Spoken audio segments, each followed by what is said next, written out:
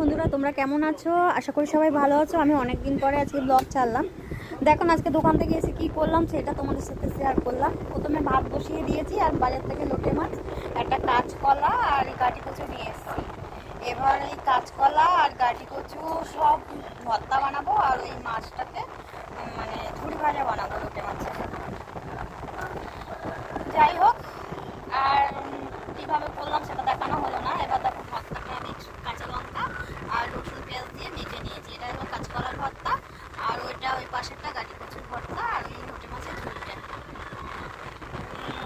সব কিছু তো একা একা ক্যামেরা করে দেখানো যায় না, তার জন্য যেটুকু পেরেছি সেটুকু তোমাদের সাথে শেয়ার করলাম। এবার আমি ভাত খেয়ে দেখবো ভর্তা দিয়ে আর ওই লোটে মাছের ঝুড়ি ভাজা। এটা লোটে মাছের ঝুড়ি ভাজা কে কে পছন্দ করো প্লিজ কমেন্ট করবে। এবার ভাত নিয়ে বসে পড়বো। দুপুরের আজকে এটাই বানিয়েছে, এটাই খাবো। অত শরীরটাও ভালো ছিল না, তাই ভাবলাম আজকে ভর্তা দিয়েই ভাত খাবো আজকে।